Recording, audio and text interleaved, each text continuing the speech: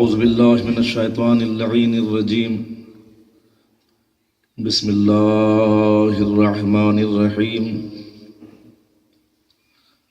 الحمد للہ الذی ہدانا لہذا وما كنا لنہتدی لولا ان ہدانا اللہ لقد جاءت رسل ربنا بالحق الصلاة والسلام على رسول الثقلین محبوب رب المشرقین جد الحسن والحسین مولانا بالقاسم محمد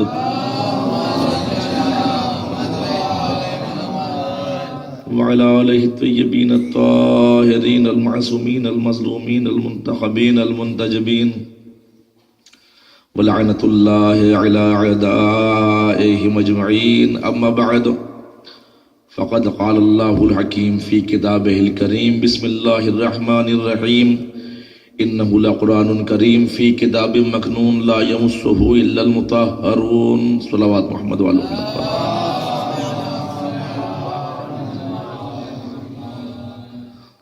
پروردگار عالم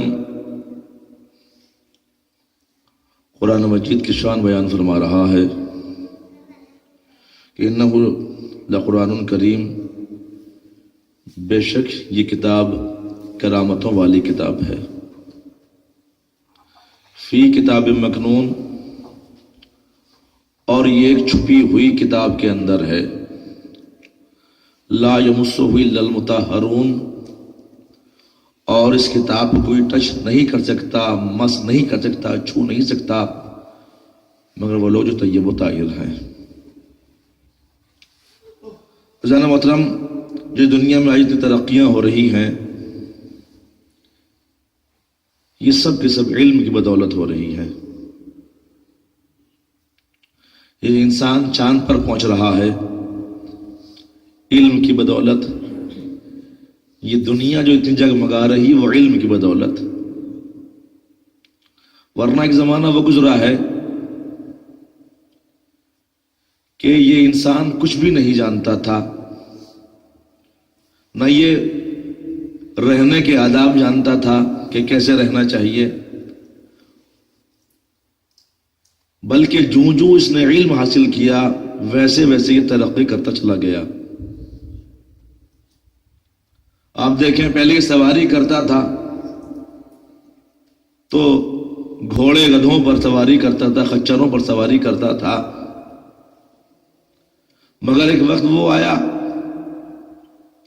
کہ اس انسان نے تھوڑا سا علم حاصل کیا کہ نہیں، ہمیں اور آگے بڑھنا چاہیے، تو اس نے دوسری سواریاں بنانا شروع کر دیں، اور جیسے اس کے علم میں اور اضافہ ہوا، مثال کے طور پر اس نے سائیکل بنائی ہے، اور اس کے علم میں اضافہ ہوا، موٹر سائیکلیں، کاریں، ہوائی جہاز، یہ بناتا چلا گیا۔ جیسے جیسے علم میں اضافہ ہوتا رہا، یہ ترقی کرتا رہا، ورنہ ایک وقت وہ تھا اس کی حالت یہ تھی کہ اگر کوئی کہیں موت ہو جاتی تھی یا کوئی خوشی کی خبر ہوا کرتی تھی تو یہ برسوں کے بعد، مہینوں کے بعد جو ہے خبر پہنچا کرتی تھی۔ لیکن جب یہ دولت علم سے آراستہ ہوا، یہ انسان، اس نے علم حاصل کیا، تو اب جو دوریاں تھیں وہ سمٹ گئی ہیں۔ منٹوں میں، لمحوں میں، سیکنڈوں میں یہ اپنا میسج، اپنا پیغام دور دور تک پہنچا دیتا ہے۔ آپ خود غور و فکر کریں کہ ایک زمانہ وہ تھا جب ہمارے مجلسیں ہوا کرتی تھیں، تو مجلسیں تو باقاعدہ بلاوا دینے کے لیے ایک آدمی گھر گھر جایا کرتا تھا، چلو بلاوا دے کر کیا ہے، فلاں کی مجلس زنانی مردانی مجلس ہے، ایسے لوگ کہلایا کرتے تھے۔ مگر جب یہ انسان ترقی کی، اس انسان نے آگے بڑھا تو موبائل بنا لیا، اور موبائل کے ذریعے پوری دنیا میں جہاں چاہو اپنا میسج، اپنا پیغام پہنچا دو، اور یہی وجہ کہ دنیا سمٹ کر کے رہ گئی ہے۔ تو یہ جتنی ترقیاں انسان نے کی ہیں وہ علم کی بدولت کی ہیں، یہ علم کی مرہون منت ہے۔ ذرا گرامی، میں تمام باتوں کو سمیٹنے کے بعد ایک جملہ آپ کی اعلیٰ ترین ذوق ایمانی کے حوالے کرتا چلوں کہ علم ہے کیا؟ جب علم خاموش رہتا ہے تو قرآن کہلاتا ہے، جب اس کو زبان مل جاتی ہے تو اہل بیت کہلاتا ہے۔ یہ سب علم کی بدولت ہو رہا ہے، ورنہ انسان کچھ بھی نہیں جانتا تھا۔ جتنی ترقیاں انسان نے کی ہیں وہ علم کی بدولت کی ہیں، اور خصوصاً قرآن مجید کہ جس کے اندر اللہ تمام تر علوم کو چھپا کر کے رکھ دیا کہ جتنے علوم ہیں وہ قرآن مجید کے اندر ہے۔ پھر اسی قرآن مجید کی اللہ نے شان بیان فرمائی، اِنَّهُ لَقُرْآنٌ کریم، بے شک یہ کتاب بڑی کرامتوں والی کتاب ہے، فی کتاب مکنون۔ اب میں آپ سے سوال کروں کہ دنیا میں سب سے بڑی کتاب کون سی ہے؟ جتنی کتابیں آسمانی کتابیں آئی ہیں، صحیفے آئے ہیں، بس سوال کرنا چاہتا ہوں، مجھے بتا دنیا کی سب سے بڑی کتاب کون سی ہے؟ آواز آئے گی قرآن مجید، اس سے بڑی کتاب کوئی ہے ہی نہیں۔ مگر قرآن خود کہہ رہا ہے کہ مجھ سے بڑی بھی کوئی کتاب ہے۔ قرآن سے بڑی کتاب کائنات میں کوئی نہیں ہے، ہم سب مانتے ہیں، ہمارا عقیدہ ہے۔ لیکن اگر خود قرآن مجید کہے کہ مجھ سے بڑی بھی کتاب کائنات کے اندر ہے، تو میں کہوں پروردگار عالم وہ کتاب کہاں ہے؟ کون سے میوزیم میں رکھی ہوئی ہے؟ کون سے لائبریری میں رکھی ہے؟ کون سے ملک میں، کون سے عالم دین کے پاس ہے؟ کہاں ہے وہ کتاب؟ فی کتاب مکنون، یہ چھپی ہوئی کتاب کے اندر ہے، چھپی ہوئی کتاب کے اندر۔ تو کون سی کتاب ہے کہ جس کے اندر قرآن چھپا ہوا ہے؟ ہم نے تلاش کرنا شروع کیا کہ پہاڑوں میں ہوگا، تو آواز قدرت ہے جب ہم نے اس قرآن کو پہاڑوں پر نازل کرنا چاہا تو پہاڑوں نے دستے عدم جوڑ لیا۔ یا اللہ ہمارے اندر اتنی قوت نہیں ہے جو قرآن کا وزن برداشت کر سکے۔ زمینوں نے انکار کر دیا، سب نے انکار کر دیا، ہمارے اندر اتنی صلاحیت نہیں ہے جو قرآن کا وزن برداشت کر سکے۔ تو پھر وہ کون سی کتاب ہے جس کے اندر اللہ نے اس قرآن کو نازل فرمایا ہے؟ فی کتاب مکنون، چھپی ہوئی کتاب کے اندر ہے۔ تو جب آسمان زمین سب انکار کر چکے کہ پروردگار عالم ہمارے اندر اتنی قوت نہیں ہے جو تیری کتاب کا وزن برداشت کر سکے، اتنے میں ایک سینہ آگے بڑھا اور بڑھنے کے بعد کہ یا نبی اللہ یہ پہاڑ انکار کر رہا ہے، یہ زمین انکار کر، کوئی بات نہیں، یہ تیرا محمد کا سینہ حاضر ہے۔ تو گویا کہ اللہ نے پورا قرآن خاتم النبیین کے سینے میں نازل فرما دیا۔ اب قرآن چھوٹا ہے، رسول کا سینہ بڑا ہے۔ اسے کہتا ہے قرآن خود کہہ رہا انہ لقرآن کریم فی کتاب مکنون، یہ کرامتوں والی کتاب ایک چھپی ہوئی کتاب کے اندر ہے۔ مگر ایک بات اور کہتا چلو، سینہ رسول میں قرآن ہے، ہر مسلمان کا عقیدہ ہے کہ سینہ رسول میں نازل ہوا اور قرآن بھی ہے، صحیح ہے۔ ہمارا عقیدہ کیا ہے؟ ہم قرآن کا اتنا احترام کرتے ہیں کہ ہم قرآن کے اوپر کوئی دوسری کتاب نہیں رکھ سکتے۔ ہاں اگر کوئی جانتا نہ ہو کہ قرآن کون سی کتاب ہے، وظائف الابرار کون سی کتاب ہے، تو رکھ سکتا ہے۔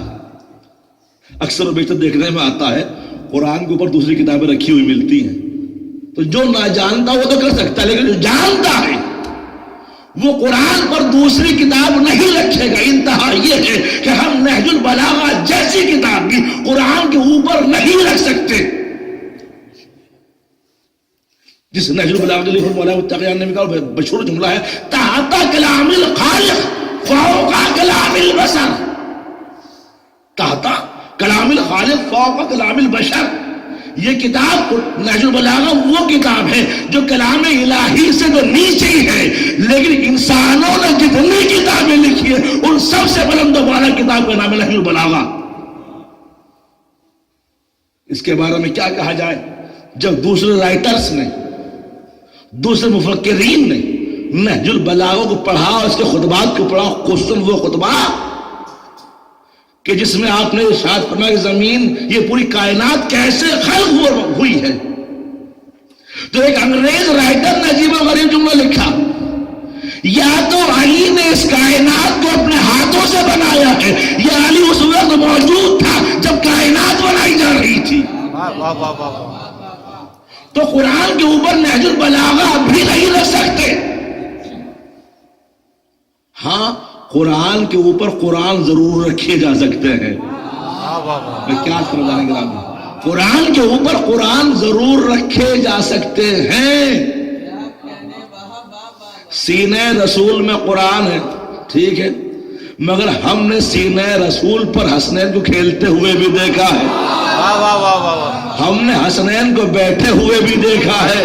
یا نبی اللہ آپ کے سینے کے اندر قرآن ہے، حسنین اس کے اوپر بیٹھے ہوئے، یہ کیا مطلب ہو رہا ہے کہ نادان تو جانتا نہیں ہے جو اس سینے کے اندر ہے وہ سامت ہے، جو اوپر کھیل رہا ہے وہ نادر ہے. قرآن کے اوپر قرآن رکھا جا سکتا ہے. تو جانے گرامی اصل میں چونکہ یہ ایام عزا کی آخری شب ہے، اور میں سوچ کر یہی آیا تھا کہ میں اس میں زیادہ فضائل نہیں پڑھوں گا، کیونکہ ہمارا جو مقصد ہے جمع ہونے کا، اور جس خلوص سے آپ نے اس خلوص کی بنیاد پر اس مجلس کا انعقاد کیا ہے، اس کا اجر انشاءاللہ شہزادی کونین آپ کو ضرور دیں گی. میں دعا گو ہوں حضرات کے لیے کہ جنہوں نے اس شب کو فراموش نہیں کیا اور جمع ہوئے. بھلے ہی مجمع قلیل ہے، تھوڑا سا ہے، لیکن ذکر اہل بیت کے لیے تھوڑا اور زیادہ نہیں دیکھا جاتا ہے. آج کی شب کی بہت سی خصوصیتیں، بہت سی مناسبتیں ہیں. جہاں یہ ایام عزا کی آخری شب ہے، جہاں ہم کچھ مہمانوں کو جو 29 محرم کو ہمارے یہاں مہمان ہو، 29 ذی الحجہ کو ہمارے یہاں مہمان ہوئے تھے، ان مہمانوں کو رخصت کرنے کے لیے بیٹھے ہوئے ہیں، وہی ہم اپنے زمانے کے امام کو ان کے بابا کا پرسہ دینے کے لیے بیٹھے ہیں.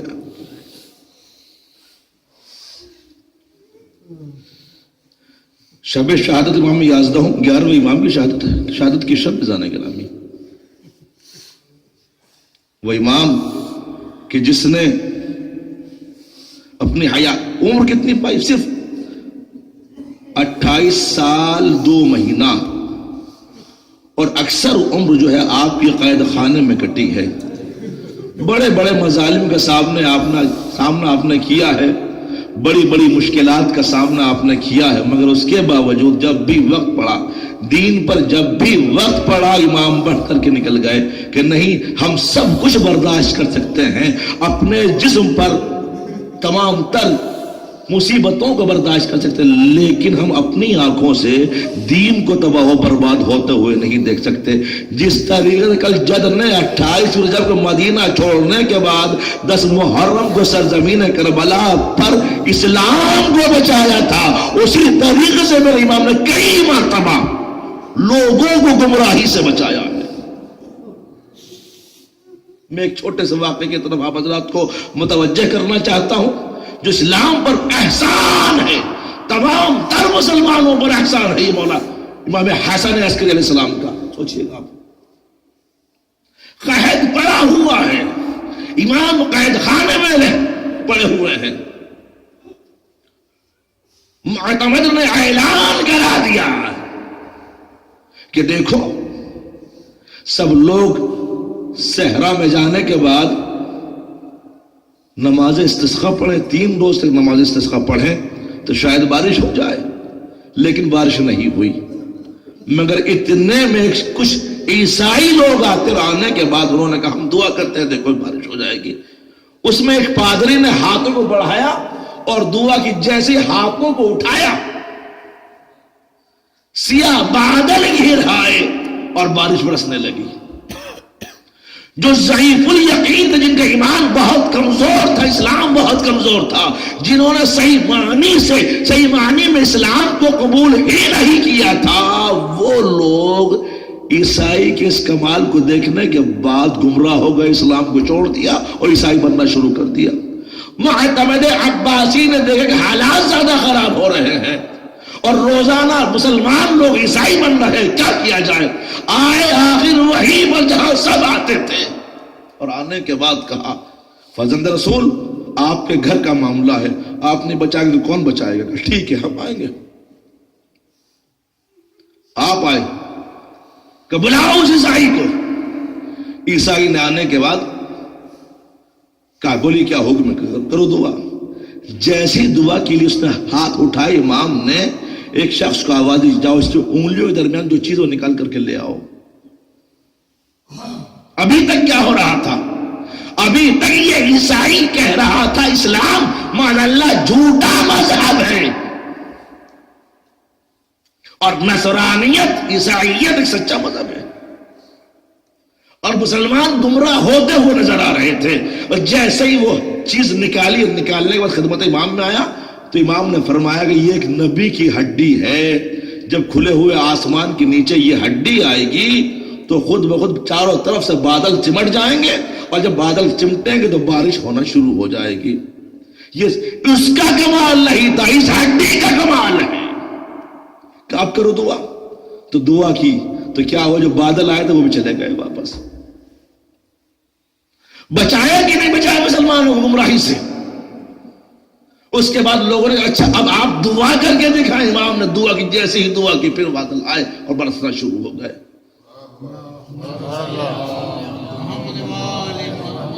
تو عزیزان گرامی بہت سے واقعات ہیں ایسے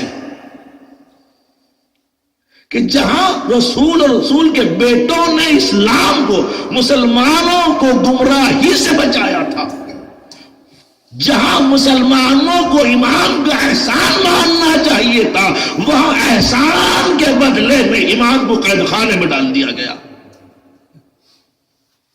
اب مسلسل قید و بند کی زندگی گزر رہی ہے. ایک وقت وہ آیا، پہلی ربیع الاول کو امام کو زہر دے دیا گیا. عزاداروں تصور کیجئے گا، کون سی 8 ربیع الاول، پہلی ربیع الاول، ایک ہفتہ پورا امام نے کتنی مصیبتوں کے ساتھ گزارا ہوگا. امام بستر پر ماہیے بے آب کی طرح تڑپ رہے تھے. آپ کا چاہنے والا کہتا میں کیسے بیان کروں، میں کیسے بتاؤں کہ میرا امام بستر پر کیسے تڑپ رہا ہے.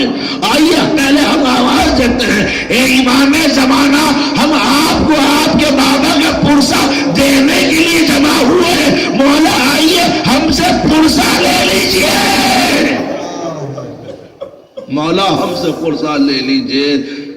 چاہنے والا کہتا ہے ایک وقت وہ آیا کہ میرے امام نے کہا کہ لاؤ ہمیں تھوڑا سا پانی پلا دو. امام نے ہاتھ میں پانی لیا، ہاتھوں میں اتنی کمزوری پیدا ہو چکی تھی کہ وہ کاسہ آپ کو اپنے لبہائے مبارک تک نہ لے جا سکے. امام نے واپس کر دیا، کہا کہ میرے نصیب میں پانی نہیں ہے. کچھ دیر کے بعد امام کی روح قفس سوری سے پرواز کر گئی، ایک کورام برپا ہوا، واسنا واسنا. ارے میرے امام پر کیا بیت رہی ہوگی، میرے امام پر کیا گزری ہوگی. امام کو غسل و کفن دیا میرے 12ویں امام نے. خدا آنے کے بعد اپنے بابا کو غسل و کفن دیا، اور اس کے بعد جنازہ اٹھا انتہائی شان و شوکت کے ساتھ. ہزاروں کی تعداد میں لوگ تشییع جنازہ میں شرکت کر رہے تھے، مگر میں کہوں گا مولا بڑے خوش نصیب ہیں لوگ آ گئے تشییع جنازہ میں، مگر آپ کے جدے مظلوم جن کا لاشا شاید میرے مولا جواب دے، اے نادان یہی تو وجہ ہے میں بھی تو اپنے جدے مظلوم کو یاد کر کر کے روتا ہوں اور کہتا ہوں اے جدے مظلوم یقیناً آپ کی مظلومیت کی انتہا ہے. میں ہمیشہ آپ پر گریا کرتا رہوں گا، اور اگر میری آنکھوں کا پانی خشک ہو گیا تو میں خون کے آنسو بہاؤں گا. خدا رحمت نازل کرے ان آوازوں کے اوپر. امام آگے جا رہا ہے، امام کو جنازہ لے جایا جا رہا ہے. 11वें इमाम के भाई जाफर ने चाह के नमाज पढ़ाए, इतने में इमाम कमसिन थे, आगे बढ़े और पढ़ने के बाद उनका दामन पकड़ा के हटो, ये हक हमारा है, हम पढ़ाएंगे इमाम की नमाज।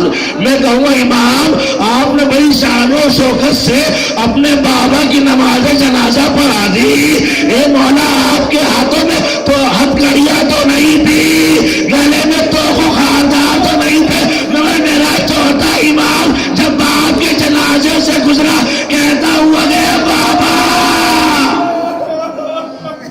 खुदा रहमत नाजिल करे इन आवाजों के ऊपर। आजादारों रुखसत कर ले अपने मेहमान को जो 30वीं जिलहिज्जा को हमारे अज़ा खानों में मेहमान हुए थे। ए मौला हुसैन अगर खिदमत में कोई कमी रह गई हो तो मौला माफ फरमा दीजिएगा। ए मौला अगर अज़ादारी के दौरान कोई खता हमसे हो गई हो तो मौला माफ फरमा दीजिएगा। ए मौला सही तरीके से हम हक़ अज़ा अदा कर सके। ए मौला खुदा में ए शहजादी ज़ैनब, ए मौला अली अकबर, मौला अब्बास, खुदा में जिए जो अगले बरस तो हमें और ये हमें जो चल बसे तो ये अपना सलाम आखिर है।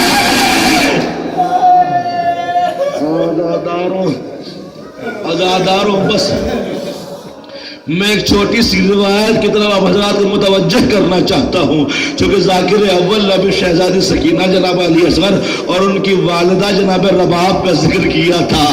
मेरा भी दिल चाहता मैं शहजादी रबाब का जिक्र कर दूँ। अज़ादारों जब ये काफिला चला तो एक मरतबा जनाब रबाब हाथ बंधे हुए थे, एक मरतबा अपने वाली और वारिस के इलाज पर आती है और आने के बाद कहते मेरे वालियों वारिस तेरा लाशा धूप में बेगोरो कफन पड़ा हुआ है, ए मेरे वालियों वारिस मुझे माफ कर दो। ए मेरे वालियों वारिस इन जालिमों ने चादर भी छीन ली, वही बतौर कफन दे देती। ए मेरे वालियों वारिस अगर चादर भी छीन ली कोई बात नहीं, अगर रबाब के हाथ खुले होते तो अपने हाथों से साया कर दी। खुदा रहमत नाजिल करे। अज़ादारों आखिरी शब्द है, आखिरी शब्द।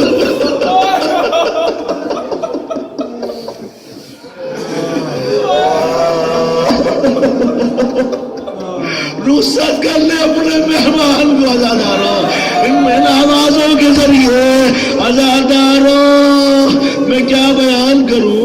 जब खोली को गिरफ्तार करने के बाद चंद जुमले इंशाअल्लाह और बहुत रोइएगा। जब खोली को गिरफ्तार करने के बाद जनाब मुख्तार के सामने लाया जाता है तो पूछा खोली तूने कौन कौन से जुल्म किए थे जरा ये बता दे। खोली ने अपने तमाम मजालिम गिनाना शुरू किए। उसने जुल्म अजीब व गरीब गिनवाया, अजीब व गरीब जुल्म गिनवाया। कहता है जब हुसैन की शहादत हो गई और शाम गरीबा आ गई, हम लोगों ने अहले हरम को लूटना शुरू किया तो इतने मैंने देखा एक बीबी है जो एक पोटली अपने सीने से लगाए हुए है। मैं समझा उसके पास भी खजाना है, जेवरात है, मैंने चाह लूटूं। मैंने वो बीबी बड़ी तेजी के साथ भाग रही थी।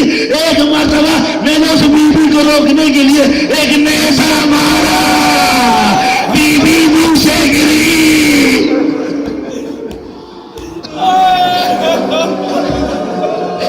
एक मरतबा मुख्तार कहते हैं खोली बाद में क्या हुआ जरा ये बता दे। खोली कहता मुख्तार नहीं सुन पाओगे, नहीं सुन पाओगे। खोली बयान तो करना पड़ेगा, क्या बात है। एक मतलब खोली कहता है जैसे ही मैंने उस बीबी से वो पोटली छीनना चाहिए और छीनी, वो बीबी सीने से लगाए हुए थी। अब जो मैंने खोल करके देखा उसमें मालो जवाहर नहीं थे बल्कि झूले की जली हुई लकड़ियां जो रबाब अपने सीने से लगाए हुए थी। अज़ादारों दरबार मुख्तार में कोरा अंबर पाओ। अला